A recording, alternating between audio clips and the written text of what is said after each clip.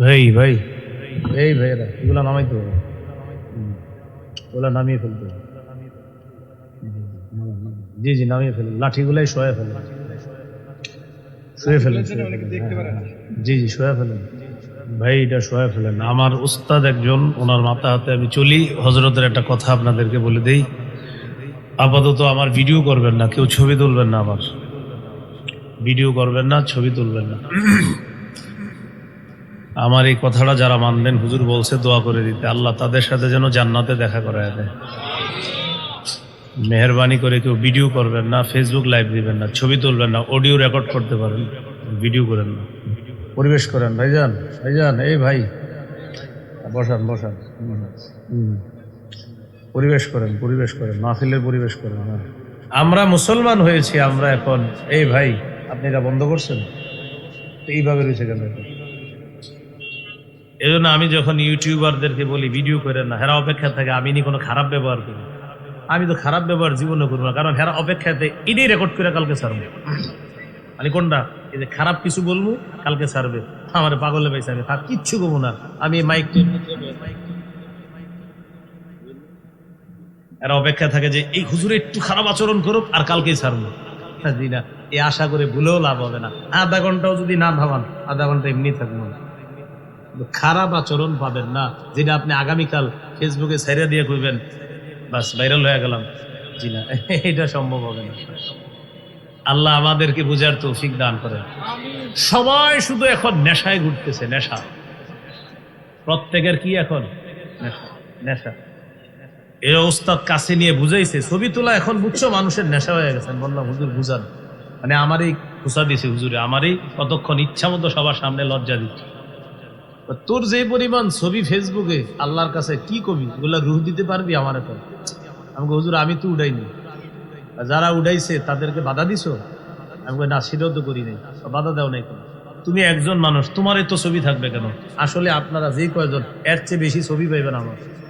হুজুর যখন গাড়ি থেকে নামছেন, তিনি যখন উঠছেন, তিনি যখন ওয়াশরুমে যাচ্ছেন, তিনি যখন বের হচ্ছেন, একদিন এক দোকানে বসাইছে, আমার মিষ্টির দোকান।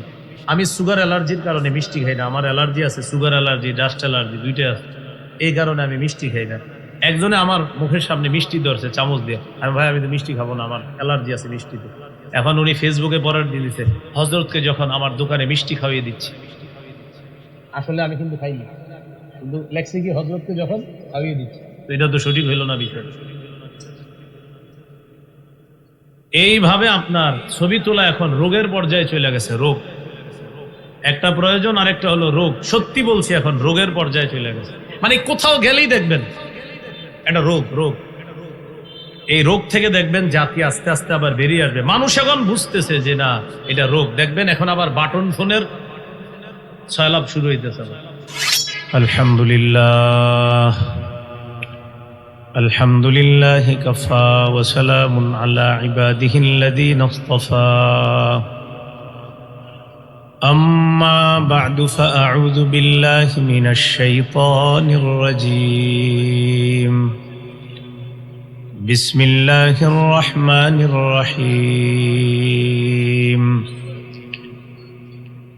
يا أيها الذين آمنوا اتقوا الله وذروا ما بقي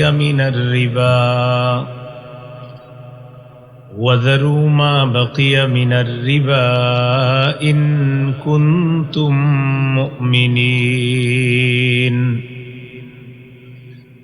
فإن لم تفعلوا فأذنوا بحرب من الله ورسوله. وقال رسول الله صلى الله عليه وسلم: أتيت ليلة أسري بي على قوم بطونهم كالبيوت فيها الحيات ترى من خارج بطونهم. فقلت من هؤلاء يا جبريل؟ قال هؤلاء أكلة الربا يا رسول الله. كما قال عليه الصلاة والسلام اللهم صل على محمد وعلى آل محمد كما صليت على إبراهيم وعلى آل إبراهيم إنك حميد مجيد اللهم بارك على محمد وعلى آل محمد كما باركت على إبراهيم وعلى آل إبراهيم إنك حميد مجيد اللهم إني أعوذ بك من شر لساني ومن شر سمعي ومن شر بصري ومن شر مني মহারাজপুর দারুল উলুম গোলজারিয়া মাদ্রাসার উদ্যোগে আয়োজিত বাৎসরিক মাহফিলের গুরুত্বপূর্ণ আলোচনা করার কথা হযরত মাওলানা মুফতি আনোয়ারুল করিম যশোরী দামাত বরকাতুহুম আলোচনা করবেন হযরত মাওলানা খালেদ সাইফুল্লাহ আইয়ুবী দামাত বরকাতুহুমুল আলিয়া আরো অনেক উলামায়ে কেরাম আলোচনা করেছেন করবেন উপস্থিত হযরত উলামায়ে কেরাম মুসলমান ভাইরা আল্লাহ তাআলার দরবারে শুকরিয়া আদায় করছি আল্লাহ আমাদেরকে এই মাহফিলে উপস্থিত হওয়ার তৌফিক দান করেছেন বলি আলহামদুলিল্লাহ।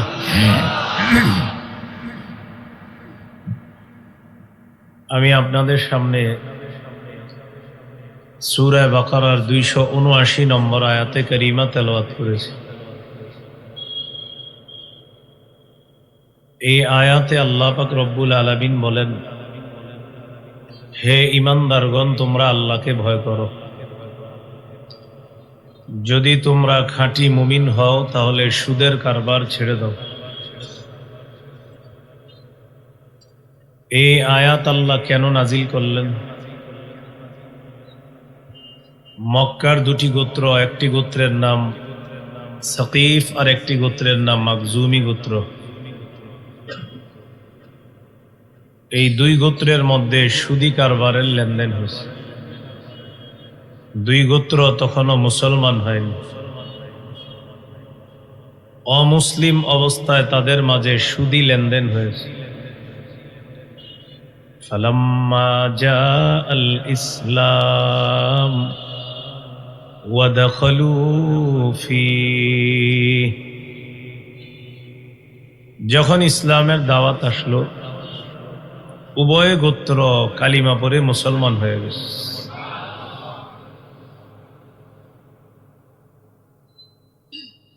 মুসলমান হওয়ার পর সাকিফ গোত্র মাখজুমি গোত্রের যে সুদে লেনদেন করছে, সাকিফ গোত্র মাখজুমি গোত্রের কাছে বকেয়া পাওনা চায়। আমরা তোমাদেরকে যে ঋণ দিয়েছিলাম সেই ঋণ তোমরা পরিশোধ করো সুদ সহ। সুদের কারবারের লেনদেন করছে তারা মুসলমান হওয়ার আগে। এখন একদল আরেকজনের কাছে সুদ চাইতেছে মুসলমান হওয়ার পরে। সাকিফ গোত্র মাখজুমি গোত্রের কাছে সুদ চাইছে, বকেয়া সুদ পাওনা সহ, বকেয়া সুদ সহ ওই পাওনা পরিশোধ করার জন্য। মাখজুমি গোত্র পরামর্শ করার সময় নিল। ফাতাশাওয়ারু, নিজেরা আপোষের মধ্যে পরামর্শ করল। পরামর্শ করে সাকিফ গোত্রকে জানায় দিল, লা নুআদ্দির রিবা ফিল ইসলাম। মাখজুমি গোত্র সাকিফ গোত্রকে পরামর্শ করে জানাইল, লা নুআদ্দির রিবা ফিল ইসলাম, ইসলামে সুদ দিব না। সাকিফ গোত্র মুসলমান, মাকজুমি গোত্র মুসলমান। একদল মুসলমান আর একদল মুসলমানের কাছে সুদ চাইতেছে। একদল বলতেছে বকেয়া পাওনা দাও সুদ সহ, আর একদল বলতেছে দিব না। ঘটনাটা তৎকালীন মক্কার যিনি নায়েবু মক্কা, তার নাম আত্তাব ইবনু আসিদ, তিনি একটা চিঠি লিখলেন রাসূল সাল্লাল্লাহু আলাইহি সাল্লামের কাছে। রাসূলুল্লাহ সাল্লাল্লাহু আলাইহি সাল্লামকে অবহিত করলেন, ওগো আল্লাহর রাসূল, দুই দল, এক দল আরেক দলের কাছে সুদ চায়,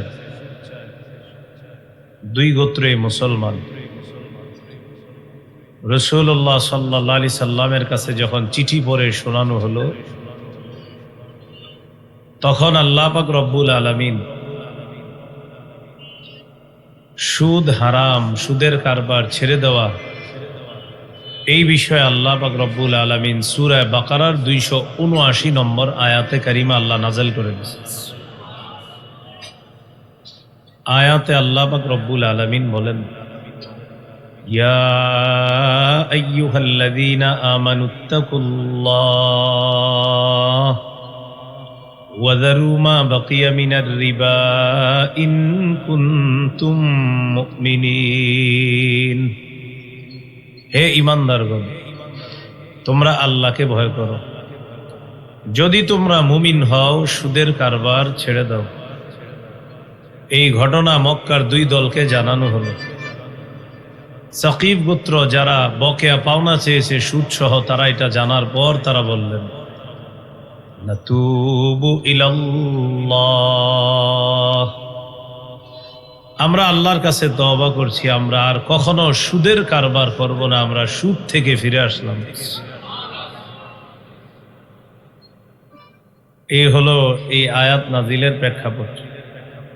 সুদ যেটা আমরা বাংলায় বুঝি, কোরআন হাদিসে এটার আরবি হলো রিবা। অভিধানে রিবার অর্থ হলো আজ-জিয়াদা, অতিরিক্ত। আর রিবা ফিল লুগাতি আজ-জিয়াদা ওয়াল মুরাদু ফিল কুরআনি ওয়াস সুন্নাহ কুল্লু জিয়াদাতিন লা ইউকাবিলুহা ইওয়াজ। আবিধানিক অর্থে রিবা অর্থ অতিরিক্ত।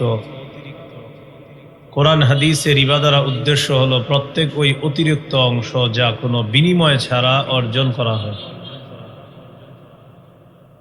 হাদিসের একটা কিতাব আছে আল জামিউস সগীর, এই কিতাবের 6318 নম্বর হাদিসের বর্ণনা। আন আলী ইবনে আবি তালিব রাদিয়াল্লাহু তাআলা আনহু, আলী রাদিয়াল্লাহু তাআলা আনহুর বর্ণনা, তিনি বলেন, কুল্লু কারজিন জাররা মানফাআতান ফাহুয়া রিবা। প্রত্যেক এমন ঋণ যে ঋণের মোকাবেলায় উপকার লাভ করা যায়, এটাই রিবা, এটাকেই সুদ বলা হয়। যে ঋণের বিপরীতে উপকার কামাই করা যায়, এটাকেই সুদ বলা হয়, এটাকেই রিবা বলা হয়। হাদিসের কিতাব মুসান্নাফ আব্দুর রাজ্জাক, এই কিতাবের 14362 নম্বর হাদিস। আব্দুল্লাহ ইবনে আব্বাস রাদিয়াল্লাহু তাআলা আনহুমার বর্ণনা, তিনি বলেন, ইন্নামার রিবা আখিরলি ওয়া আযীদুকা। সুদ বলা হয় ঋণ গ্রহীতা ঋণদাতাকে এই কথা বলা, তুমি আমার কাছে যে টাকা পাও না, অমুক তারিখে তোমাকে পরিশোধ করার কথা, তুমি একটু সময় বাড়ায়া দাও, আমিও তোমারে কিছু বাড়ায়া দিই, এটাকেই সুদ বলা হয়। সহিহ মুসলিমের হাদিস 1587 নম্বর হাদিস। এই হাদিসের বর্ণনাকারী সাহাবীর নাম উবাদা ইবনে সামিত রাদিয়াল্লাহু তাআলা, তিনি বলেন, সামিআতু রাসূলুল্লাহ সাল্লাল্লাহু আলাইহি ওয়াসাল্লাম ইয়ানহা আন বাই'আয যাহাবি বিয-যাহাবি ওয়াল ফিদ্দাতি বিল ফিদ্দাতি ওয়াল বুররি বিল বুর والشعير بالشعير والتمر بالتمر والملح بالملح إلا سواء بسواء فمن زاد أو ازداد فقد أربى। আমি রাসূলুল্লাহ সাল্লাল্লাহু আলাইহি সাল্লামকে স্বর্ণের বিনিময়ে স্বর্ণ, রূপার বিনিময়ে রূপা, গমের বিনিময়ে গম, জবের বিনিময়ে জব, খেজুরের বিনিময়ে খেজুর, লবণের বিনিময়ে লবণ, এক জাতীয় জিনিস লেনদেন করতে নিষেধ করতে শুনেছি। সমান সমান যদি হয় লেনদেন জায়েজ আছে, যদি কম বেশি হয় সুদ হয়ে যাবে। স্বর্ণের মোকাবেলায় স্বর্ণ লেনদেন সমান সমান হলে জায়েজ, রূপার বিনিময়ে রূপা লেনদেন সমান সমান হলে জায়েজ, যদি কম বেশি হয় সুদ হয়ে যাবে। সহিহ বুখারীর বর্ণনা 2175 নম্বর হাদিস। قال رسول الله صلى الله عليه وسلم بيعوا الذهب بالذهب بيعوا الذهب بالفضة والفضة بالذهب كيف شئتم। রাসূলুল্লাহ সাল্লাল্লাহু আলাইহি সাল্লাম বলেন, তোমরা স্বর্ণের মোকাবেলায় রূপা, রূপার মোকাবেলায় স্বর্ণ যেভাবে ইচ্ছা তোমরা ক্রয় বিক্রয় করো। স্বর্ণের বিনিময়ে রূপা, রূপার বিনিময়ে স্বর্ণ যেভাবে ইচ্ছা তোমরা ক্রয় বিক্রয় করো, লেনদেন করো, কারণ এটা আলাদা, এটা কম বেশি জায়েজ। বিদায় হজের ভাষণ, সহিহ মুসলিমের বর্ণনা 2840 নম্বর হাদিস। قال رسول الله صلى الله عليه وسلم ألا كل شيء من أمر الجاهلية تحت قدمي وربا الجاهلية تحت قدمي موضوع। রাসূলুল্লাহ সাল্লাল্লাহু আলাইহি সাল্লাম বলেন, শোনো, জাহিলি যুগের সমস্ত কুপ্রথা আমার দুই পায়ের নিচে। ওয়ারিবাল জাহিলিয়াতি তাহতা কদমাইয়া মাউদুউন, জাহিলি যুগের সুদ প্রথা আমার দুই পায়ের নিচে, এটাও পরিত্যাজ্য, এটাও নাজায়েজ, এটাও নিষিদ্ধ। বিদায় হজের ভাষণে রাসূলুল্লাহ সাল্লাল্লাহু আলাইহি সাল্লাম বুঝিয়ে দিলেন, জাহিলি যুগের যত কুপ্রথা আছে সব নিষিদ্ধ, জাহিলি যুগের সুদ প্রথা এটাও নিষিদ্ধ।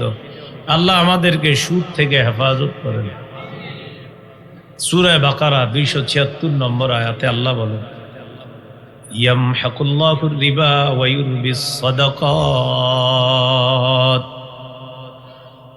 আল্লাহ তাআলা সুদকে মিটায়া দেয়, সদকাকে আল্লাহ বাড়ায়া দেয়। আল্লাহ সুদকে মিটায়া দেয়, সদকাকে আল্লাহ বাড়ায়া দেয়। এটা আমাদের অনেকের বুঝে আসে না। আমাদের চোখে সুদ এটা বাড়ে, সদকা কমে, কিন্তু আল্লাহ তাআলার কাছে সদকা বাড়ে, সুদ আল্লাহর কাছে বাড়ে না। সূরা রুমের 39 নম্বর আয়াতে আল্লাহ বলেন, ওয়ামা আতাইতুম মির রিবাল লিয়ারবুয়া ফি আমওয়ালিন নাস ফালা ইয়ারবু ইনদাল্লাহ ওয়ামা আতাইতুম মিন যাকাতিন তুরিদুনা ওয়াজহাল্লাহ ফাউলাইকা হুমুল মুদঈফুন। আল্লাহ তাআলা বলেন, যে সুদ তোমরা মানুষকে দাও মানুষের সম্পদ বাড়ার জন্য, ফালা ইয়ারবু ইনদাল্লাহ, এটা আল্লাহর কাছে বাড়ে না।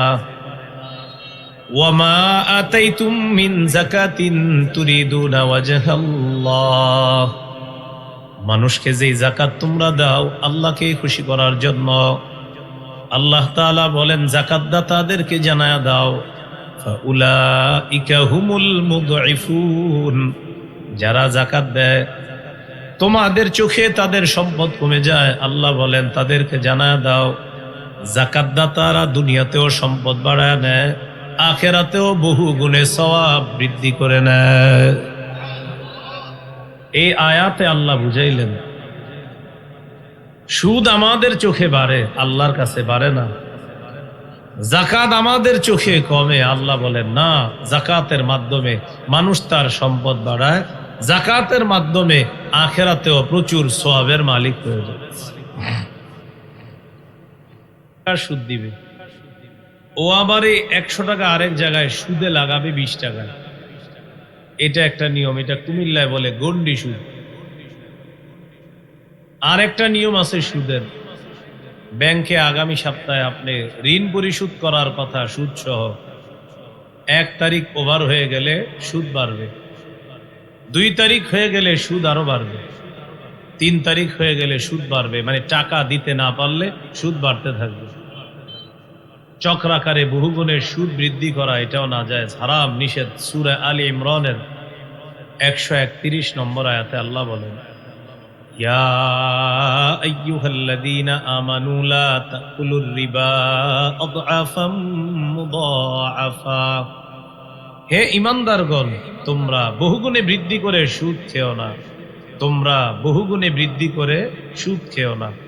আল্লাহ আমাদেরকে, আমাদের এই সমাজকে সুদ থেকে হেফাজত করেন। এ হলো আজকের আলোচনার ভূমিকা। মূল আলোচনাটা আমরা এখন শুনবো মনোযোগ সহকারে। সুদের 16টা ভয়াবহতা এখন আমরা জানবো। বাস সুদের 16টা ভয়াবহতা জানবো, আলোচনা শেষ হয়ে যাবে ইনশাল্লাহ। সুদের ভয়াবহতা কয়টা? 16টা জানবো। 1 নাম্বার ভয়াবহতা, সুদ হারাম এটা জানার পরেও যারা সুদ খাবে তারা যেন আল্লাহ আল্লাহ রসুলের সাথে যুদ্ধ করার প্রস্তুতি নেয়। আল্লাহ আল্লাহ রসুলের পক্ষ থেকে তার জন্য যুদ্ধের ঘোষণা করা হয়েছে, যারা সুদ হারাম এটা জানার পরেও যারা সুদ খাবে। সূরা আলী ইমরানের 279 নম্বর আয়াতে আল্লাহ বলেন, ফাইল্লাম তাফআলু ফাদানু বিহারবিম মিনাল্লাহি ওয়া রাসূলিহি। সুদ হারাম এটা জানার পরেও তোমরা যারা সুদের কারবার থেকে ফিরে না আসবা, আমি আল্লাহ এবং আমার রসুলের পক্ষ থেকে যুদ্ধের ঘোষণা নিয়ে নাও। আয়াতের ব্যাখ্যায় আসছে, ইউকালু লিআকিলির রিবা ইয়াউমাল কিয়ামাতি খুয সিলাহাকা লিল হার। কিয়ামতের ময়দানে সুদখোরকে বলা হবে, ও সুদখোরের দল, তুমি তোমার অস্ত্র নাও, আমি আল্লাহর সাথে লড়াই করার জন্য।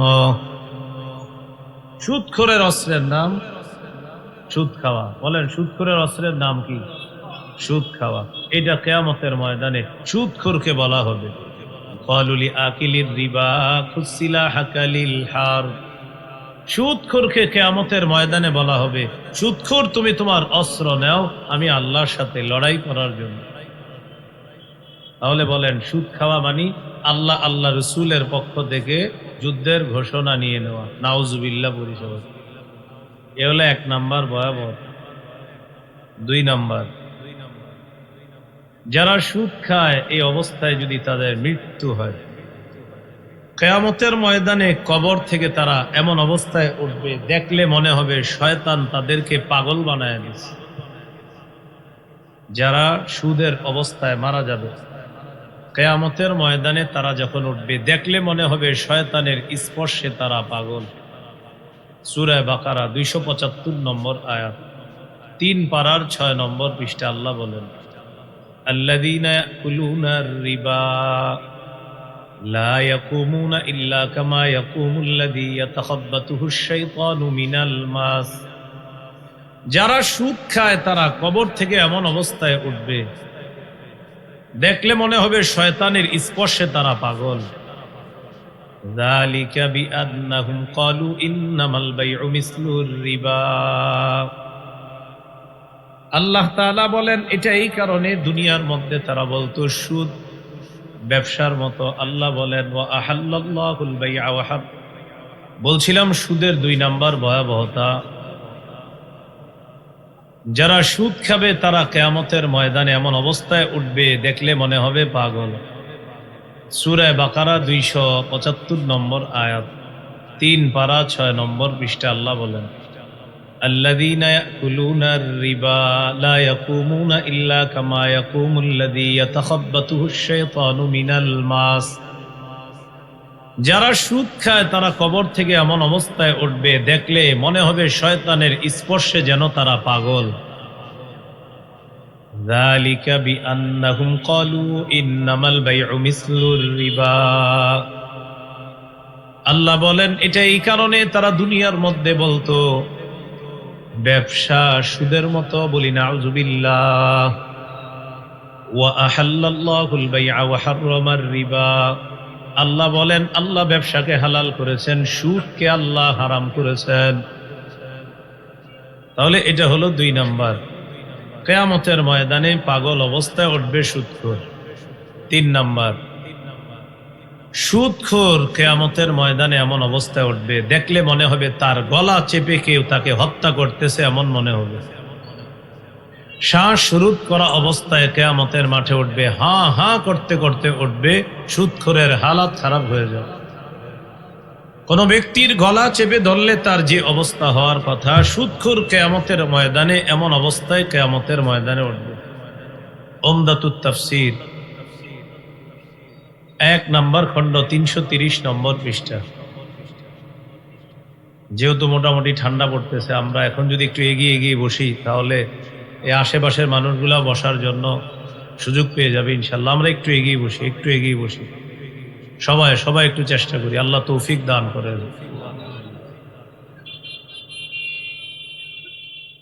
সবাই সবাই একটু এগিয়ে আসে, সবাই সবাই এগিয়ে আসে।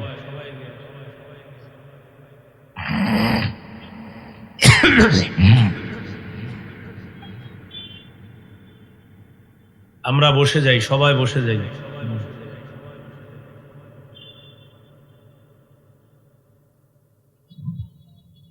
আমরা সবাই বসে যাই, বসে যাই, জি বসে যাই, সবাই বসে যাই। আসছে আসছে আসছে আসছে, হ্যাঁ এগিয়ে আসছে। আমরা ফাঁকা জায়গা পূরণ করে নিই, ফাঁকা জায়গাগুলা পূরণ করি, যেখান থেকে মানুষ উঠেছে সেই জায়গাগুলো আমরা পূরণ করি। বলছিলাম 3 নাম্বার, যারা সুদ খায় তাদের দেখলে মনে হবে তাদের গলাটা কেউ চেপে ধরছে, শ্বাস রোধ করে তাদেরকে হত্যার চেষ্টা চালাইতেছে। এই অবস্থায় সুদখোর কিয়ামতের ময়দানে উঠবে। উমদাতুত তাফসীর 1 নম্বর খণ্ড 330 নম্বর পৃষ্ঠা। আব্দুল্লাহ ইবনে আব্বাস রাদিয়াল্লাহু তাআলা আনহুমার বর্ণনা, তিনি বলেন, আকিলুর রিবা ইউবআসু ইয়াউমাল কিয়ামাতি মাজনুনান ইউখনাক। সুদখোরকে কিয়ামতের ময়দানে এমন অবস্থায় উঠানো হবে, দেখলে মনে হবে তার গলা কেউ চেপে ধরছে, তাকে পাগল মনে হবে। বলি নাউযুবিল্লাহ। এই গেল 3 নাম্বার। 4 নাম্বার, 4টি অপরাধে বান্দা হালাল রিজিক থেকে বঞ্চিত হয়। কয় অপরাধে? এর মধ্যে একটা হলো সুদ খাওয়া। 4 অপরাধের 1 নাম্বার জুলুম করা, 2 নাম্বার আল্লাহর রাস্তায় বাধা দেওয়া, 3 নাম্বার সুদ খাওয়া, 4 নাম্বার অন্যের সম্পদ অন্যায়ভাবে আত্মসাৎ করা। এই 4 অপরাধে বরাদ্দকৃত হালাল রিজিক আল্লাহ ছিনায় নেয়। সূরা নিসা 160-161 নম্বর আয়াতে আল্লাহ বলেন, ফাবিজুলমিম মিনাল্লাযীনা হাদু হাররামনা আলাইহিম তাইয়্যিবাত উহিল্লাত লাহুম ওয়া বিসাদ্দিহিম আন সাবিলিল্লাহি কাসীরা ওয়া আখযিহিমুর রিবা ওয়া ক্বাদ নুহু আনহু ওয়া আকলিহিম আমওয়ালান নাসি বিল বাতিল। আল্লাহ বলেন, 4টি অপরাধের কারণে ইহুদিদের জন্য বরাদ্দকৃত হালাল রিজিক আমি আল্লাহ হারাম করে দিলাম। 1 নাম্বার, ফাবিজুলমিম মিনাল্লাযীনা হাদু হাররামনা আলাইহিম তাইয়্যিবাত। ইহুদিরা জুলুম করার কারণে তাদের জন্য বরাদ্দকৃত হালাল রিজিক আমি আল্লাহ হারাম করে দিলাম। 2 নাম্বার, ওয়া বিসাদ্দিহিম আন সাবিলিল্লাহি কাসীরা। মানুষকে বেশি পরিমাণে আল্লাহর রাস্তায় বাধা দেওয়ার কারণে তাদের জন্য বরাদ্দকৃত হালাল রিজিক আমি আল্লাহ হারাম করে দিলাম। 3 নাম্বার, আখযিহিমুর রিবা ওয়া ক্বাদ নুহু আন। তাদেরকে সুদ গ্রহণ করা থেকে নিষেধ করা সত্ত্বেও তারা সুদের অর্থ গ্রহণ করেছে। এই সুদ গ্রহণ করার কারণে তাদের জন্য বরাদ্দকৃত হালাল রিজিক আমি আল্লাহ হারাম করে দিলাম। 4 নাম্বার, ওয়া আকলিহিম আমওয়ালান নাসি বিল বাতিল। মানুষের সম্পদ অন্যায়ভাবে আত্মসাৎ করার কারণে আমি তাদের জন্য বরাদ্দকৃত হালাল রিজিক হারাম করে দিলাম। 4 অপরাধে হালাল রিজিক আল্লাহ ছিনায় নেয়। 1 নাম্বার জুলুম করা, 2 নাম্বার আল্লাহর রাস্তায় বাধা দেওয়া, 3 নাম্বার সুদ খাওয়া, 4 নাম্বার মানুষের সম্পদ অন্যায়ভাবে আত্মসাৎ করা। আল্লাহ আমাদেরকে হেফাজত করেন। এই 4টি অপরাধ আমাদের মধ্যে যেন না আসে। জুলুম করা বড় খারাপ জিনিস। জুলুম এটা যেন কখনোই না, সেটা অন্ধকার। অন্ধকার এটা কি বলেন তো? অন্ধকার। আমাদের সমাজে বর্তমানে কিছু মানুষ আছে, এরা আবার জালেমকে জালেম বলতে চায় না। জালেমকে জালেম মানতে নারাজ, বলতে নারাজ। মনে রাখবেন, জালেমের সহযোগিতা করলে আগুন তাকে স্পর্শ করবে। এটা আসলে ঠিক কোরআনে আছে। সূরা হুদের 113 নম্বর আয়াতে আল্লাহ বলেন, ওয়ালা তারকানু ইলাল্লাযীনা যালামু ফাতামাসসাকুমুন নার। আল্লাহ বলেন, তোমরা জালেমদের প্রতি ঝুঁকে পড়ো না, তাহলে আগুন তোমাদেরকে স্পর্শ করবে। জালেমদের প্রতি তোমরা ঝুঁকে পড়ো না, আগুন তোমাদেরকে স্পর্শ করবে। আয়াতের ছোট্ট একটা ব্যাখ্যা হলো এই, জালেমের 2-4টা ভালো কাজ দেখে তাকে প্রশংসার বন্যায় ভাসিয়ে দিও না।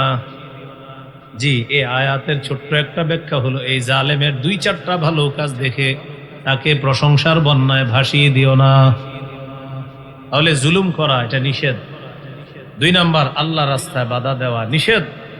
3 নাম্বার, সুদ খাওয়া এটা নিষেধ। 4 নাম্বার, মানুষের সম্পদ অন্যায়ভাবে আত্মসাৎ করা।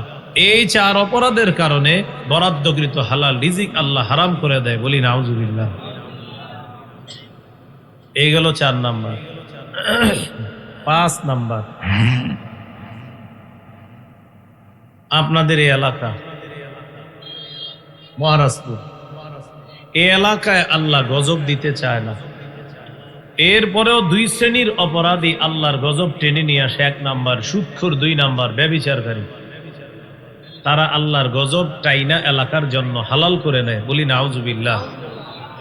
قال رسول الله صلى الله عليه وسلم إذا ظهر الزنا والربا في قرية قد أحلوا بأنفسهم عذاب الله। নবীজি বলেন, কোন এলাকার মধ্যে যখন 2টি অপরাধ বেড়ে যায়, 1 নাম্বার সুদের কারবার, 2 নাম্বার ব্যভিচার, এই সুদখোরের দল আর ব্যভিচারীর দলেরা আল্লাহর আযাব ওই এলাকার জন্য বৈধ করে নেয়, ত্বরান্বিত করে নেয়। বলি নাউজুবিল্লাহ। তাহলে সুদের কারবার আর ব্যভিচার যে এলাকায় বাড়বে, ওই এলাকায় আল্লাহ তাআলা গজব দেয়। দিতে না চাইলেও সুদখোরেরা গজব টাইনা নিয়ে আসে। না দেন আপনি, আমগো দরকার আছে এরকম। 6 নাম্বার, সুদখোরের কারণে এলাকায় অর্থনৈতিক গজব দেখা দেবে। সন্তান তার মায়ের দুধ পাবে না, শীতকালীন সবজি পাবে না, আগের মতো সিম হবে না, লাউ হবে না, পেঁপে হবে না। মাছের খামারে কৃষক তার মাছ পাবে না, ফার্মে তার আগের মতো ব্যবসা হবে না। এইভাবে প্রতিটা সেক্টরে যারা আছে তারা অর্থনৈতিক গজবের মধ্যে পড়বে সুদখোরের কারণে। মুসনাদে আহমদের হাদিস, 17,822 নম্বর হাদিস। এই হাদিসের মধ্যে আছে, قال رسول الله صلى الله عليه وسلم ما من قوم يظهر فيهم الزنا والربا إلا أخذوا بالسنة। নবীজি বলেন, কোন এলাকার মধ্যে যখন সুদের কারবার বেড়ে যায়, ইল্লা উখিযু বিসানা, ওই এলাকাকে দুর্ভিক্ষ দ্বারা পাকড়াও করা হয়। দুর্ভিক্ষের গজব ওই এলাকায় চাপিয়ে দেওয়া হয়। বিভিন্ন সেক্টরে মানুষ গজবের মধ্যে পড়বে। মানুষ যেই পেশার মধ্যে আছে ওই পেশায় বরকত হবে না। হালাল পেশায় মানুষগুলা বরকত পাবে না। সুদখোরের কারণে এই হালাল পেশার মধ্যেও গজব লেগে যায়। এই জন্য সুদখোরের পায়ে ধরেন, পায়ে ধরে বলেন, ভাই তুমি সুদের কারবার ছেড়ে দাও, না হয় এলাকা ছেড়ে দাও। হয়তো সুদের কারবার ছাড়ো, না হয় এলাকা ছাড়বে। এলাকা ছাড়লে আরেক এলাকায় গিয়েও তো সুদ খাবে, কিন্তু ওই এলাকায় গজব আনবে। আপনাদের অ্যালার্জি আপনারা শেষ করেন। এই জন্য সুদ থেকে আমাদের দেশের মানুষকে আল্লাহ হেফাজত করেন। এখন আবার আমাদের দেশে একটা হাস্যকর বিষয় আছে, যেমন আপনারা অনেকে বলেন যে অমুকে সুদখোর। কি বলেন? সবাই বলেন, কি বলে? অমুকে আগে যারা ছিল তারা কি করছিল? মনে করেন আমাদের রাষ্ট্র ব্যবস্থাই তো সুদের রাষ্ট্র। অতএব আপনি সুদখোর করলে সবাই বলবেন যে এটাও সুদখোর, এটাও সুদখোর। এজন্য আমরা সুদখোর বলার সময় নিজে সুদ খায়, কিন্তু বলে আরেকজন। এই দেশের রাষ্ট্র ব্যবস্থাই সুদের রাষ্ট্র ব্যবস্থা। অতএব এই দেশের রাষ্ট্রে যারাই দায়িত্বশীল আগে ছিল, আছে, থাকবে, সব সুদখোর। আপনি কারে আবার সুদখোর না বলেন? রাষ্ট্র ব্যবস্থাই তো সুদ। এই জন্য আল্লাহর কাছে 4 রাকাত নামাজ পড়বেন অতিরিক্ত ডেলি। 2 রাকাত নামাজ পড়ে বলবেন, আল্লাহ মরার আগে আর কিয়ামতের আগে যেন বাংলাদেশে কোনো নারী শাসক না হয়। এটা কেন ঠিক?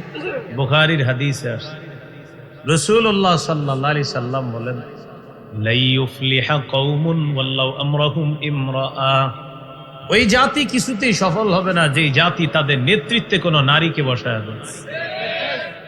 এই জন্য কারো মাথায় যদি থাকেন আবার নারী বসাবো, তাহলে সারা জীবন এই দেশের পুরুষ যারা আছি আমরা হিজড়া মার্কা পুরুষ হয়েই থাকতে হবে। আর আপনি যদি নিয়ত করেন আবার নারী বসাবো, সমস্যা নাই, নবী বলছে উন্নতি হবে না, যতই চেষ্টা করো।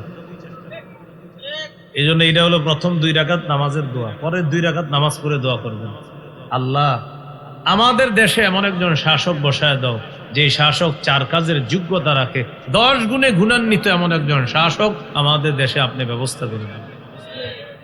এই দোয়া আল্লাহর কাছে করেন।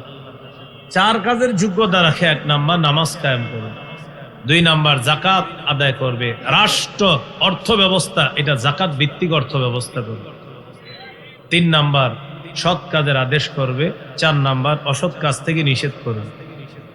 মনে থাকবে দোয়াগুলা, নিয়মিত এই দোয়া করেন। কেউ যদি আপনি মনে মনে মনে করে থাকেন, হুজুর আপনি যতই বুঝান আমরা আবার এই ঘুরায় ফিরায় নারী আনবো, তো নবীর কথা আমি বলি না, আপনি আইনেন না, কিন্তু আপনি কপালে লেখা রাখবেন আমরা আবার নারী বসাবো, কারণ আমি বলদের মতো সারা জীবন হতবাগা থাকতে চাই, এটাও লিখেন। আবার বলি, এভাবে লিখবেন, আগামীতে নারী শাসক চাই, কেননা আমি বলদের মতো সারা জীবন হতবাগা থাকতে চাই।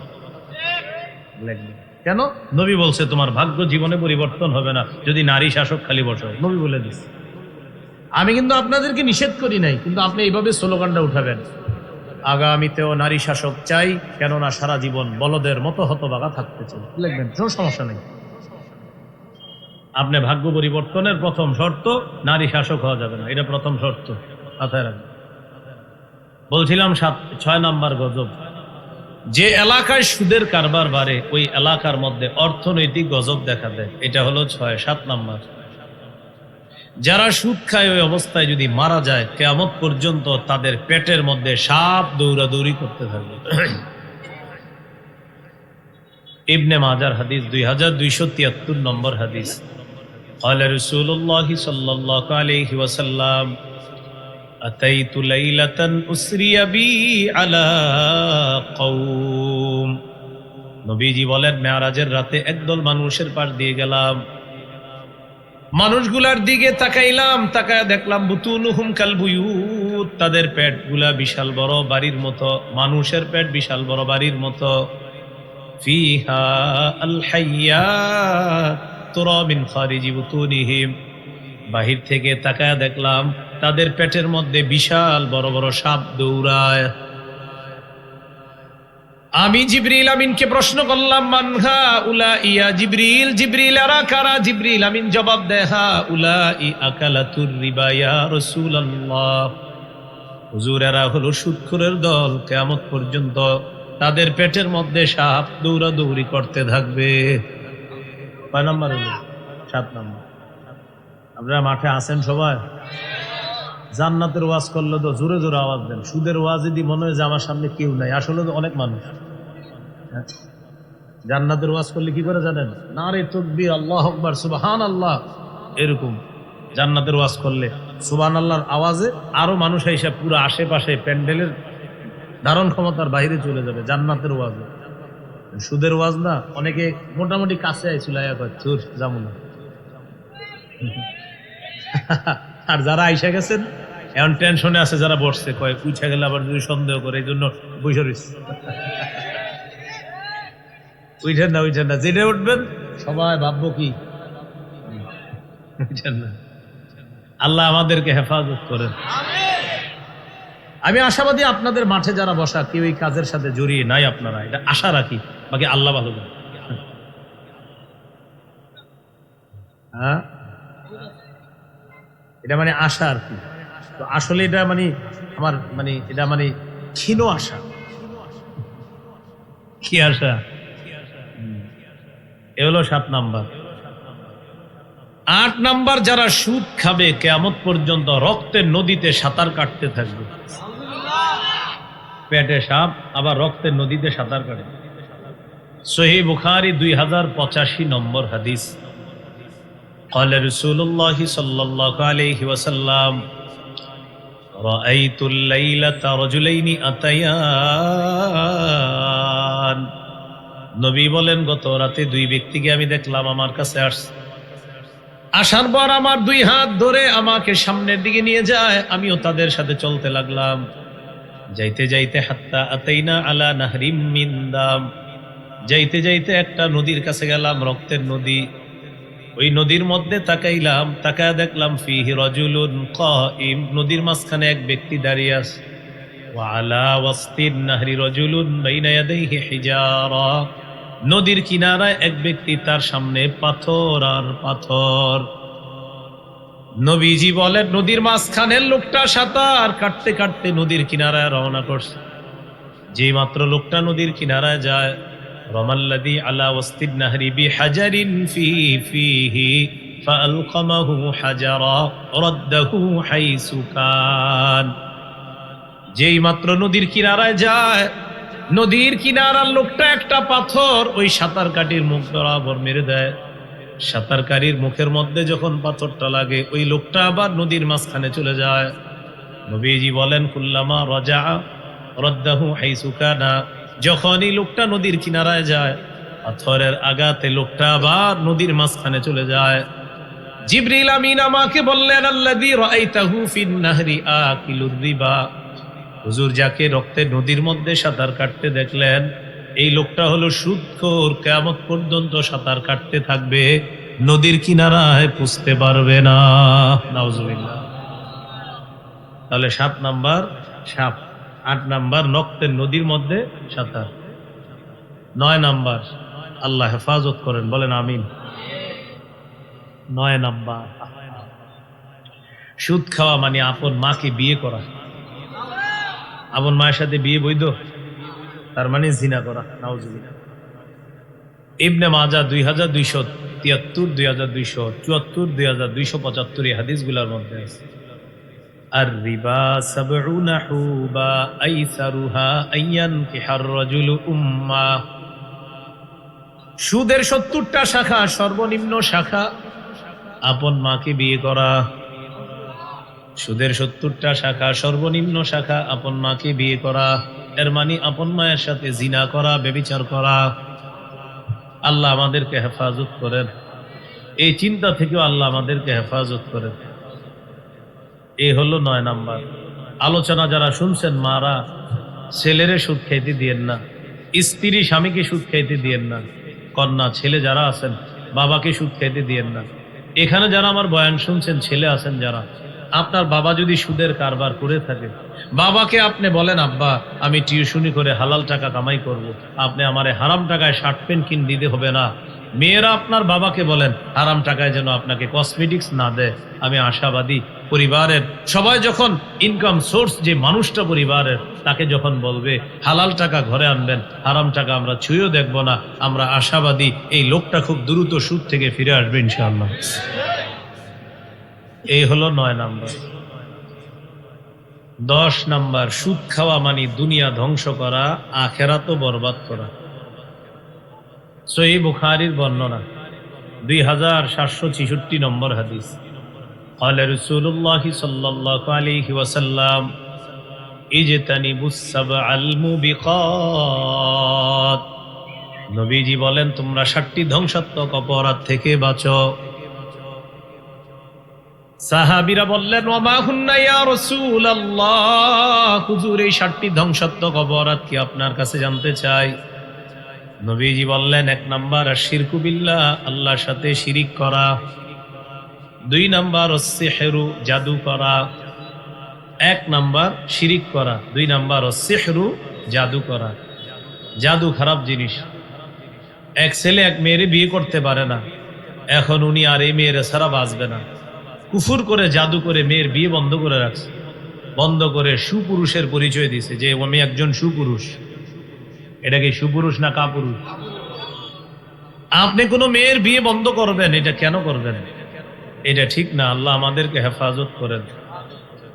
নবীজি বলেন 7টি ধ্বংসাত্মক অপরাধ। 1 নাম্বার শিরিক করা, 2 নাম্বার সিহরু জাদু করা। আপনাদের এলাকায় যদি কোনো ঘরে এমন মনে হয় যে কোনো মেয়ের বিয়ে হচ্ছে না জাদুর কারণে, কোনো মেয়ের বিয়ে হচ্ছে না কুফরির কারণে, ওই মেয়েকে সূরা বাকারা পড়তে বলেন। মেয়ের মা বাবা সূরা বাকারা পড়বে। সহিহ মুসলিমের হাদিসে আসছে লা তাসতাতিউহাল বাতলা, যেই ঘরে সূরা বাকারা তেলাওয়াত করা হবে জাদুকরেরা সূরা বাকারার সাথে পারবে না, জাদুকরেরা হেরে যাবে, সূরা বাকারা জিতে যাবে। নবীজি বললেন 7টি ধ্বংসাত্মক অপরাধ। 1 নাম্বার শিরিক করা, 2 নাম্বার জাদু করা, 3 নাম্বার অকতলুন নাফসিল্লাতি হারামাল্লাহু ইল্লা বিল হক, অন্যায়ভাবে কোনো মানুষকে হত্যা করা। আমাদের দেশে এখন হত্যা করা স্বাভাবিক বিষয় হয়ে দাঁড়িয়েছে। আমাদের দেশে একজন আরেকজনকে হত্যা করে, 30-40 জন এই হত্যাকাণ্ড ভিডিও করে, ঠিক মতো মাইকটা হয়েছে কিনা এটা ভিডিও করে, ভিডিও করার পর ফেসবুকে আপলোড দেয়। আপনারা বলেন যারা ভিডিও করছে তারা বাধা দিলেই তো হয় না, বাধা দেয় না কেন? দেয় না। বাধা যদি দেয় ভিডিও হবে না, ভিডিও যদি না হয় ফেসবুকে আপলোড হবে না, ফেসবুকে যদি আপলোড না হয় আমার পেজটা সারা পৃথিবী চিনবে না, পেজ সারা পৃথিবী চিনবে না। এজন্য আমি যখন ইউটিউবারদেরকে বলি ভিডিও করেন না, হেরা অপেক্ষা থাকে আমি নি কোনো খারাপ ব্যবহার করি। আমি তো খারাপ ব্যবহার জীবনে করবো না, কারণ হেরা অপেক্ষাতে এটাই রেকর্ড করে কালকে ছাড়বো। মানে কোনটা? এই যে খারাপ কিছু বলবো কালকে ছাড়বে, আমার পাগলে পাইছে, আমি কিচ্ছু করবো না, আমি মাইক। এরা অপেক্ষা থাকে যে এই হুজুরে একটু খারাপ আচরণ করুক আর কালকেই ছাড়বো। জি না, এই আশা করে ভুলেও লাভ হবে না। আধা ঘন্টাও যদি না ভাবান, আধা ঘন্টা এমনি থাকবো না। খারাপ আচরণ পাবেন না, যেটা আপনি আগামীকাল ফেসবুকে ছেড়ে দিয়ে কইবেন বাস ভাইরাল হয়ে গেলাম। জি না, এটা সম্ভব হবে না। আল্লাহ আমাদেরকে বুঝার তৌফিক দান করেন। সবাই শুধু এখন নেশায় ঘুরতেছে, নেশা। প্রত্যেকের কি এখন? নেশা। এই ওস্তাদ কাছে নিয়ে বুঝাইছে, ছবি তোলা এখন বুঝছো মানুষের নেশা হয়ে গেছে। বললাম হুজুর বুঝান, মানে আমারই খুশা দিছে হুজুরে, আমারই কতক্ষণ ইচ্ছা মতো সবার সামনে লজ্জা দিচ্ছে। তোর যে পরিমাণ ছবি ফেসবুকে, আল্লাহর কাছে কি কবি, ওগুলা রুহ দিতে পারবি আমার? এখন আমাকে হুজুর আমি তো উঠাইনি, যারা উঠাইছে তাদেরকে বাধা দিছো? আমি না, সেটাও তো করি নাই। বাধা দাও নাই কেন? তুমি একজন মানুষ, তোমার এত ছবি থাকবে কেন? আসলে আপনারা যে কয়জন, এর চেয়ে বেশি ছবি পাইবেন আমার। হুজুর যখন গাড়ি থেকে নামছেন, তিনি যখন উঠছেন, তিনি যখন ওয়াশরুমে যাচ্ছেন, তিনি যখন বের হচ্ছেন, একদিন এক দোকানে বসাইছে, আমার মিষ্টির দোকান। আমি সুগার অ্যালার্জির কারণে মিষ্টি খাই না, আমার অ্যালার্জি আছে, সুগার অ্যালার্জি, ডাস্ট অ্যালার্জি দুইটাই আছে, এই কারণে আমি মিষ্টি খাই না।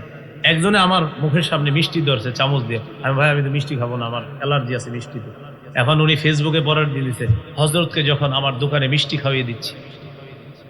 আসলে আমি কিন্তু খাইনি, কিন্তু লেখছে কি হযরতকে যখন খাইয়ে দিচ্ছি। তো এটা তো সঠিক হইল না বিষয়। এইভাবে আপনার ছবি তোলা এখন রোগের পর্যায়ে চলে গেছে। রোগ একটা প্রয়োজন, আরেকটা হলো রোগ। সত্যি বলছি, এখন রোগের পর্যায়ে চলে গেছে। মানে কোথাও গেলেই দেখবেন একটা রোগ। রোগ, এই রোগ থেকে দেখবেন জাতি আস্তে আস্তে আবার বেরিয়ে আসবে। মানুষ এখন বুঝতেছে যে না এটা রোগ। দেখবেন এখন আবার বাটন ফোনের ছয়লাভ শুরু হইতেছে। এখন দেখবেন বাটন ফোনের প্রচুর অ্যাড চলতেছে, অ্যাড। মানুষ আসলে ফিরে যেতে হবে।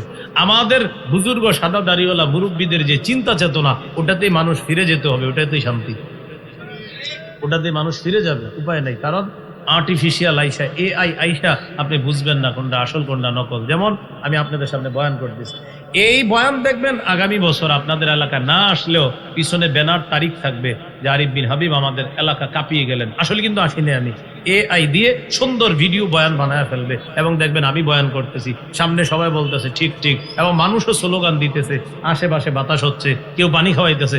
আপনার মনে হবে বাস্তব চিত্র, কিন্তু পুরাটাই ফেক, আর্টিফিশিয়াল। এটা দাজ্জালের কাজ। বলেন কার কাজ? দাজ্জাল মানুষকে ভুলের দিকে নিয়ে যাওয়ার একদম চূড়ান্ত চেষ্টা চালাচ্ছে। এজন্য আমাদের বড়রা বুজুর্গরা মানুষকে আবার মূলের দিকে ফেরানোর চেষ্টা চালাচ্ছে। আল্লাহ আমাদেরকে কথাগুলা বোঝার তৌফিক দান করেন। 10 নম্বর গজবের কথা বলতেছিলাম। সুদ খাওয়া মানে দুনিয়া ধ্বংস করা, আখিরাত ধ্বংস করা। 60টি ধ্বংসাত্মক অপরাধ। 3 নাম্বার মানুষ হত্যা করা। আপনাদের এই ব্যানার, এই প্যান্ডেলের উপর একটা চড়ুই পাখি বসা, ধরে নেন। কোন ব্যক্তি এই চড়ুই পাখিটা অন্যায়ভাবে হত্যা করছে। নাসাই শরীফের বিশুদ্ধ হাদিস, قال رسول الله صلى الله عليه وسلم من قتل عصفورا عبسا عج الى الله يوم القيامه। নবীজি বলেন, কোন ব্যক্তি যদি কোন চড়ুই পাখিকে অনর্থক হত্যা করে, চড়ুই পাখি কিয়ামতের ময়দানে আল্লাহর কাছে মামলা দায়ের করবে। চড়ুই পাখি আল্লাহকে বলবে, ইন্না ফুলানান কাতালানি আবাসা ওয়া লাম ইয়াকতুলনি লিমান ফাআ।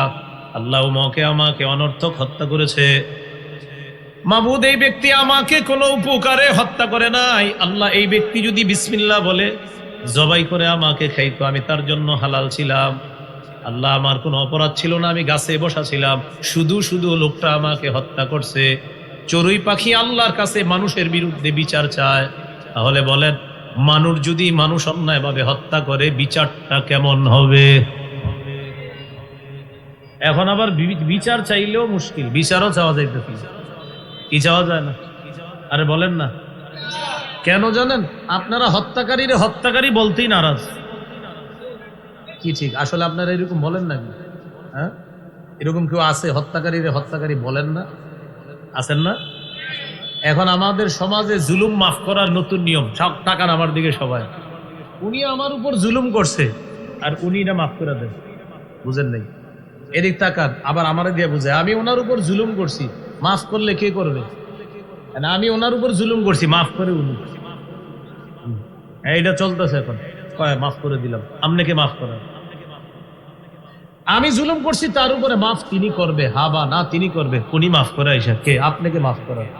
বলেন আমার সাথে সবাই, জালেমের, আবার জালেমের, জুলুমের বিচার না হওয়া, মাজলুমের উপর আরো জুলুম। মাথা রাখবেন, জালেমের জুলুমের বিচার না হওয়া, এটা মাজলুমের উপর আরো জুলুম। আর এলাকার কেউ যদি কোনো জালেমের পক্ষপাতিত্ব করেন, সূরা হুদের 113 নম্বর আয়াত, আগুনের অপেক্ষা থাকে। খুব সাবধান। তাহলে 3 নাম্বার মানুষ হত্যা করা। 4 নাম্বার ওয়া আকলুর রিবা, সুদ খাওয়া। 5 নাম্বার ওয়া আকলু মালিল ইয়াতীম, এতিমের সম্পদ অন্যায়ভাবে ভক্ষণ করা। 6 নাম্বার আত-তাওয়াল্লি ইয়াউমাজ জাহফি, জিহাদের ময়দান থেকে পলায়ন করা। 7 নাম্বার ওয়াকদফুল মুহসানাতিল মুমিনাতিল গাফিলাত, সতীসাদী মুমিন নারীর উপর মিথ্যা অপবাদ দেওয়া। এই 7টি ধ্বংসাত্মক অপরাধ। এর মধ্যে 4 নাম্বার আকলুর রিবা, সুদ খাওয়া। আল্লাহ আমাদের সমাজ, ব্যক্তি, পারিবারিক জীবন সহ পুরা রাষ্ট্রটাকে সুদ থেকে হেফাজত করে। 11 নাম্বার, যে সুদ দেয়, যে সুদ নেয়, যে সুদের কারবার লেখে, যে সুদের সাক্ষী দেয়, 4 শ্রেণীর উপর আল্লাহ রসুলের অভিশাপ। নাসাই শরীফের হাদিস 5103 নম্বর হাদিস। عن علي بن أبي طالب رضي الله تعالى عنه أن رسول الله صلى الله عليه وسلم لعن آكل الربا وموكلا وكاتبا وشاهدا।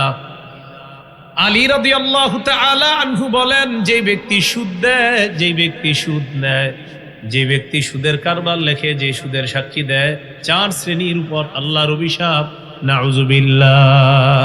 4 শ্রেণীর উপর আল্লাহর অভিশাপ। এইগুলো 11 নাম্বার। 12 নাম্বার আমার সাথে একটু বলেন, বলেন জেনে শুনে সামান্য সুদ খাওয়া 36 বার। জিনা করার চেয়ে বড় অপরাধ করা। সামান্য সুদ খাওয়া জেনে শুনে কয়বার? জিনা করার চেয়ে বড় অপরাধ। মুসনাদে আহমদ হাদিসের কিতাব 21957 নম্বর হাদিস। এই হাদিসের মধ্যে আছে, দিরহামু রিবান ইয়াকুলুহু আর-রাজুলু ওয়া হুয়া ইয়ালামু আশাদ্দু মিন 36 জিনা। জেনে শুনে সামান্য পরিমাণ সুদ খাওয়া 36 বার জিনা করার চেয়ে বড় অপরাধ করা। 13 নম্বর গজব, কোন ব্যক্তি যদি সুদের লেনদেন অবস্থায় মারা যায়, আল্লাহ নিজের উপর ওয়াজিব করে নেয়, ওরে আমি জান্নাত দিব না। আবার বলি, 13 নম্বর গজব, কোন ব্যক্তি যদি সুদের লেনদেন অবস্থায় মারা যায়, আল্লাহ নিজের উপর ওয়াজিব করে নেয়, ওরে আমি জান্নাত না দেওয়া আমি আল্লাহ নিজের উপর ওয়াজিব করে নিলাম। সুদ ছাইরা দেন। আজকে মারা গেলে কালকে একদিন। আপনি যাদের জন্য সুদের অর্থ দিয়ে সুদের টাকা বাড়াইতেছেন, ওরা আপনারে কালকেও মনে রাখবে না। এই কালকে মাটির নিচে দাফন করে আইসাই বলবে খাল্লি বাল্লি। আগে মানুষ মানুষকে 2-3 বছর মনে রাখতো, এখন আর কেউ কাউরে মনে রাখে না। আপনি জিজ্ঞাসা করেন না উত্তর পাড়ার মানুষের দক্ষিণ পাড়া সম্পর্কে জিজ্ঞাসা করেন, ভাই অমুকরে চিনেন? বলবে অমুকে, হ্যাঁ চিনি তো। অমুকের একটু ডাইকা দেন, পরে গিয়ে খোঁজ নিয়ে দেখে কয় হ্যাঁ তো মারা গেছে 6 মাস আগে। মানে উত্তর পাড়ার লোক কইতে পারে না দক্ষিণ পাড়ার অমুকে 6 মাস আগে মারা গেছে, হ্যাঁ কইতে পারে না। এখন মানুষ মানুষকে মনে করে না। 4 কোণার জিনিস পকেটে আসার পর মানুষ মা বাবা বিবি সন্তান সবাইরে ভুলে যেতেছে, কেউ কাউরে মনে করে না।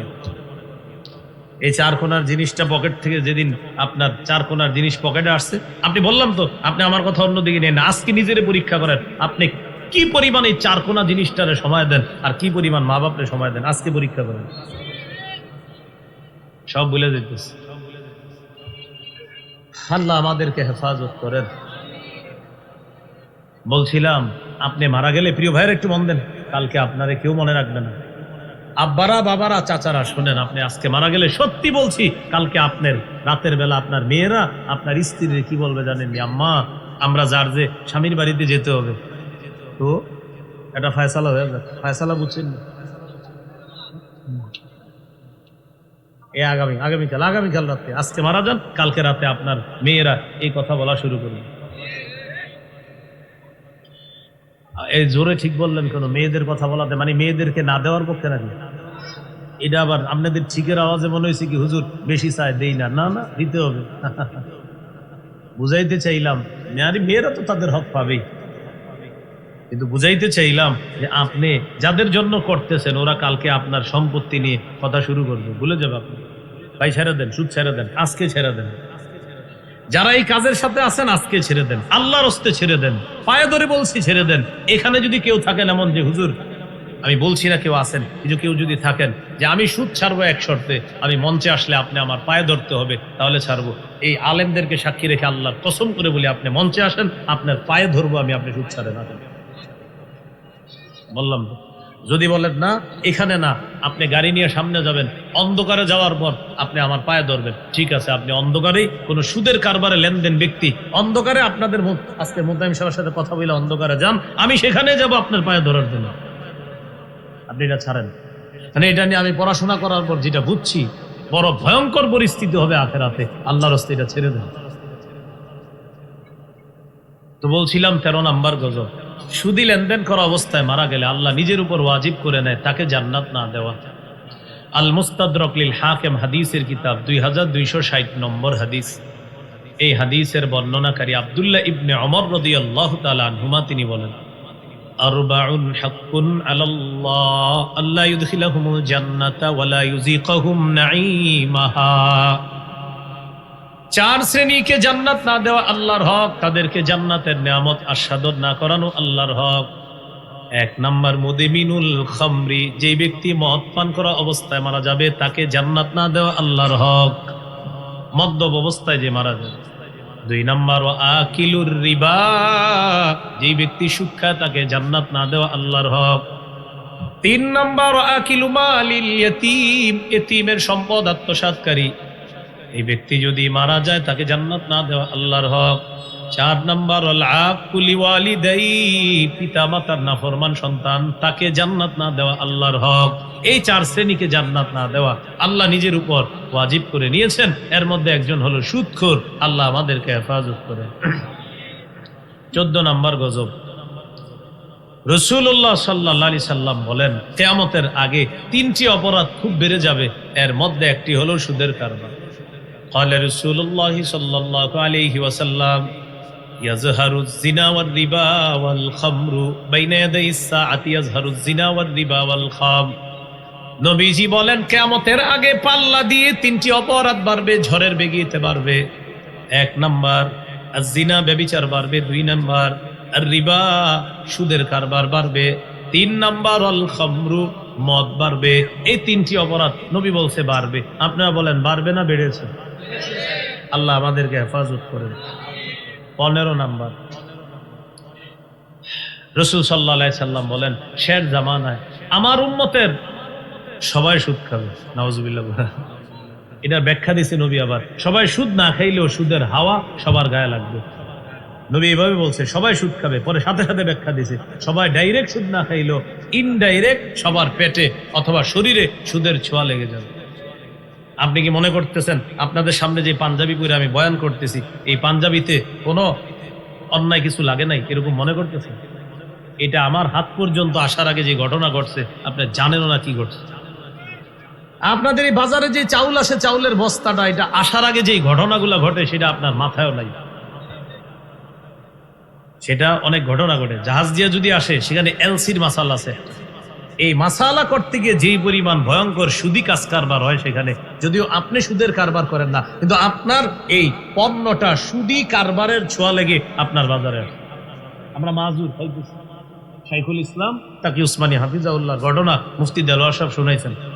আল মারকাজুল ইসলামীতে আমি তখন বলি শহীদুল্লাহ ফজলুল বারী রাহিমাহুল্লাহর কাছে হযরত ওই জায়গায় ইফতা বিভাগের সবক উদ্বোধন করতে আইসা বলছে যে আমি শাইখুল ইসলামকে নিজ চোখে দেখছি হযরত খানা খায় আর চোখের পানি পড়ে, শাইখুল ইসলামের চোখ দিয়ে পানি পড়ে। এটা আমাদের মুফতি দেলোয়ার সাহেব শুনাইছে। কেন? আমরা জিজ্ঞাসা করেছি হযরত আপনি ভাত খাওয়ার সময় চোখে পানি পড়ে কেন? তো শাইখুল ইসলাম জবাব দিছে এই খাদ্য আমাদের হাত পর্যন্ত আসার আগে অনেকগুলা ভয়ঙ্কর অপরাধ ঘটে, উম্মতকে এই অপরাধগুলা থেকে যদি বাঁচাইতে পারতাম এই জন্য আমার চোখে পানি আসে। আমার আপনার পর্যন্ত হালাল যে পণ্যটা আমার আপনার পেটে যাইতেছে, এই কাপড় এই চাদর, আগে যে ঘটনাগুলো ঘটে সেটা আমার আপনার ধারণ ক্ষমতার বাইরে কি কি ঘটতেছে। এই জন্য নবী বলছে ডাইরেক্ট খাবে না কিন্তু আমার উম্মতের গায়ে ছোঁয়া লেগে যাবে, এমন ভাবে সুদের ছোঁয়া লাভ হবে, উম্মতের গায়ে সুদের হাওয়া লেগে যাবে। আবু দাউদের 3331 নম্বর হাদিস, قال رسول الله صلى الله عليه وسلم لا يأتين على الناس زمان لا يبقى أحد إلا أكل الربا। নবীজি বলেন আমার উম্মতের উপর এমন একটা সময় আসবে যে সময় আমার উম্মতের সবাই সুদ খাবে। ওয়াইল্লাম ইয়াকুলহু আসাবাহু মিন বুখারিহি, সুদ যদিও ডাইরেক্ট না খায় সুদের হাওয়া সবার গায়ে লাগবে।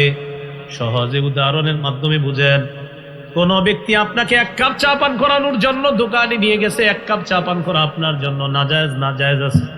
দোস্ত আসো চা খাওয়াই, আপনি এক কাপ চা পান করলেন, চা পান করার পর আপনি চলে গেলেন কিন্তু তিনি 5 টাকা চায়ের বিল দিছে সুদের 5 টাকায়। নবী বলেন তুমি ডাইরেক্ট সুদ খাও নাই কিন্তু তোমার পেটে সুদের ছোঁয়া ঢুকায় দিছে। নবী বলছেন ডাইরেক্ট খাও নাই, তো পেটে হাওয়া ঢুকে হুজুর কেমন, আমি তো খাইনি, আরেকজন তোমার অজান্তে খাওয়াই দিচ্ছে। এখন আপনি এসে নামাজে দাঁড়াইছেন, আল্লাহু আকবার, ইবাদত ভালো লাগতেছে না, কি ঘটনাকে আমি তো হারাম খাই না, ইবাদত ভালো লাগে না কেন? 18 পারা 4 নম্বর পৃষ্ঠায় সূরা মুমিনুনে আসছে কুলু মিনাত তাইয়্যিবাত ওয়া আমালু সালিহা, হালাল খাও নেক আমল করো। নেক আমলের পূর্ব শর্ত হালাল খাওয়া। এখন আপনি তো হালালই খান কিন্তু আপনার আজকে ইবাদতে মন বসতেছে না। ঘটনা কি জানেন? সুদের ছোঁয়াকে জানি পেটে ঢুকাইয়া দিছে, এই জন্য ইবাদতে মজা পাচ্ছেন না। যদিও আপনার কোনো গুনাহ হয় নাই কিন্তু ছোঁয়া তো লেগে গেছে গায়ে। আল্লাহ আমাদেরকে হেফাজত করেন। সর্বশেষ গজব 16 নাম্বার, বলেন সুদের শেষ পরিণতি ভিক্ষা করা। হ্যাঁ সবাই বলেন সুদের শেষ পরিণতি ভিক্ষা করা। উদাহরণটা সহজভাবে বুঝেন। এক ব্যক্তি এই এলাকার 10 জনরে সুদে ঋণ দেয় প্রতি মাসে। এই 10 জন গরিব সুদ পরিশোধ করতে করতে করতে করতে আগের চেয়ে আরো গরিব হয়। তাহলে সুদে আমাদের চোখে একজন ধনী হয় আর সব গরিব হয়। বিপরীত দিকে 10 জনকে যদি জাকাত দেওয়া হতো তারা কি জাকাত আর ফিরায় আনতো? আরে বলেন ফিরায় আনতো? তাহলে জাকাতে গরিব ধনী হয়, সুদে গরিব আরো গরিব হয়, এক পর্যায়ে ভিক্ষুক হয়। নবী বলেন সুদের শেষ পরিণতি ভিক্ষা করা। বাস্তবিক অর্থে আমাদের এই দেশের অর্থগুলা যারা চুষে খাইছে এরাই উন্নতি করতে পারছে, আর আমাদের প্রত্যেকের মাথা পিছু 1,07,000 টাকা ঋণ রেখা আমাদেরকে ফকির বানায়। কত মাথা পিছু? 1,07,000। কত 8-10 মাস আগের রিপোর্ট। আমাদের আজকে যে সন্তানটা জন্ম নেয় ও 1,07,000 টাকা ঋণ নিয়ে জন্মগ্রহণ করে, ঋণের বোঝা। তাহলে কি শিখলাম? আমাদের দেশের রাষ্ট্র ব্যবস্থা জাকাত ভিত্তিক না সুদ ভিত্তিক? আর সুদ ভিত্তিক মুসলমানের রাষ্ট্র অর্থ ব্যবস্থার শেষ পরিণতি বাস ভিক্ষা। আমরা খালি ভিক্ষা করি, চীন আমেরিকা ওদের কাছে ভিক্ষা করতেই থাকি। এই ভিক্ষায় কিছু মানুষের লাভ হয় আর আমরা ফকির থেকে আরো ফকির হই। মনে রাখেন, ভিক্ষায় কিন্তু কিছু মানুষের লাভ হইতেই থাকে, আপনি খালি গরিব হইতেই থাকবেন। আর কিছু মানুষের টিউশনি করে 3টা বাড়ি হবে। কি করে জানেন না আপনি? আমাদের দেশের একজন বলছে, উনি টিউশনি করে আমেরিকা 3টা বাড়ি করছে। টিউশনি করে কয়টা বাড়ি করছে? এই টিউশনি আমিও খুঁজতেছি। আল্লাহ আমাদের সকলকে বুঝার তৌফিক দান করেন। সুদের কয়টা ভয়াবহতা জানলাম, ভূমিকা 8টা কথা জানলাম, ভয়াবহতা জানলাম 16টা। এই 24টা কথা আমরা মাথায় রেখে সুদ মুক্ত জীবন যাপন করে হালাল জীবন নিয়ে যেন কবরে যেতে পারি, আল্লাহ তৌফিক দান করেন। আমরা কেউ উঠাউঠি করব না, হযরত চলে আসবে ইনশাল্লাহ। আলোচনার আগে একটু সামান্য আলোচনা হবে ইনশাল্লাহ, এরপরেই সুলতানুল ওয়াইজিন মাওলানা খালেদ সাহেবুল্লাহ ইউবি সাহেব হুজুর চলে আসবে। আমরা উঠাউঠি করব না ইনশাল্লাহ, আমরা সবাই ধীরস্থিরভাবে বসি। আপনারা কিন্তু একটু আগে আসছেন, বেশিক্ষণ হয় নাই, মাত্র আসছেন, মাত্র বাজে হলো আপনার 10টা। উঠাউঠি করব না। আল্লাহ আমাদের সকলকে সুদ মুক্ত জীবন যাপন করে হালাল জীবন নিয়ে যেন আমরা কবরে যেতে পারি, আল্লাহ তৌফিক দান করেন। আমিন। ওয়া আখিরু দাওয়ানা আলহামদুলিল্লাহ।